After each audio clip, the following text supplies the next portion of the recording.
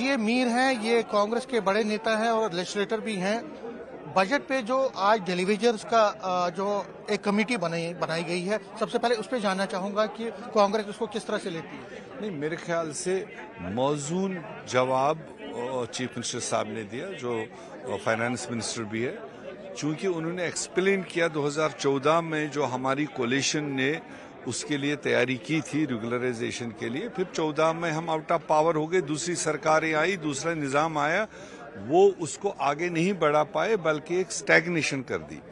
تو اس لیے اب ایک ہائی لیول کمیٹی تشکیل دی گئی جو ان کے فگرز بھی طے کرے گا, ان کا فائنانشل ریکوائرمنٹ کیا ہوگا وہ بھی طے کرے گا, اور قانونی طور پر ان کا تحفظ کیسے ہوگا. یہ تینوں چیزیں جب تک پہلے طے نہیں ہوگا سیدھے آ کر بجٹ میں بولنا ہم یہ کریں گے وہ کریں گے, کیونکہ پچھلے گورنر رول نے یا پچھلی سرکاروں نے ان چیزوں کا تحفظ نہیں رکھا تھا. تو میرے خیال سے پورے کیجول, ڈیلی ویجر, نیڈ بیس لوگوں کے لیے ایک بہت بڑی ایشورنس ہے اور بہت بڑا سماج ہے کہ اگر سالڈ طریقے سے ان کا کام کیا جائے تبھی ان کا کوئی فائدہ ہو سکتا ہے. سی ایم صاحب نے یہ بھی کہا کہ یہ بگننگ ہے, اور میں پورے جو ہم نے جو پرومسز کیے ہیں ان کو سٹیپ بائی سٹیپ پاس کروں گا. ہم نے پہلے دن ہی کہا, بجٹ دیتے ہی کہا کہ سب سے خوبصورت پارٹ ہے کہ آج الیکٹڈ سرکار نے 7 سال کے بعد بجٹ تیار کیا, پیش کیا, جو اسٹیٹ کی انٹرنل فائنانشل سچویشن ہے اس کو مد نظر رکھتے ہوئے جو اپنے منشور کو پورا کرنے کے لیے جو بہتر سے بہتر ہو سکتا تھا وہ انہیں شروعات کی ہے. ایک فاؤنڈیشن آج ڈالی ہے, اگلے 5 سال میں ہماری اپنی پبلک ایشورنسز کو پورا کیا جائے گا رفتہ رفتہ. وہ انہیں بہت کلیئرلی کہا اور وہی حقیقت ہے, اور اس میں انہیں کوئی توڑ مروڑ کے نہیں کہا. لیکن ایک چیز پہ آپ کو تھوڑا ہوگا کہ انہوں نے کہا کہ لو لیٹر ہم پرائم منسٹر کو بھیجتے رہیں گے, ان کی پریز کرتے رہیں گے کیونکہ ہمیں ان کی ضرورت ہے. جموں کشمیر اسٹیٹ کی کل ملا کر پوزیشن یہی ہے.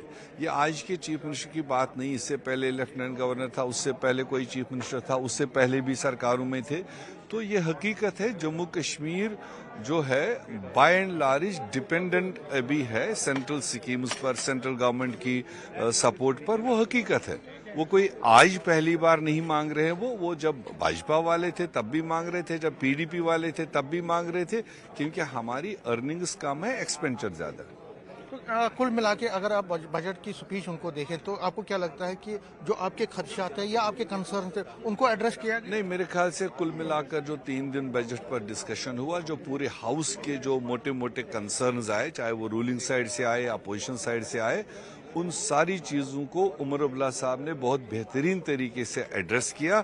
اس سے زیادہ نہیں ہو سکتا تھا, وہ پھر فالتو بات. لیکن کئی سیکشنز جس میں کشمیری پنڈت ہیں ان کو ان کے بارے میں کچھ نہیں کہا گیا. آپ کو لگتا ہے کہ ایک میٹر اتفاق سے شاید اس کا مینشن نہیں ہوا, چونکہ مگر بجٹری سپیچ میں جس طرح سے انہوں نے اپنی بات رکھی ہے اس پر شاید زیادہ ڈسکشن بھی نہیں ہوا. کچھ لوگوں کو بات کرنے کا موقع ملا, کچھ لوگوں کو نہیں ملا, مگر وہ آلریڈی کولیشن کا ایک امپارٹنٹ سبجیکٹ ہے.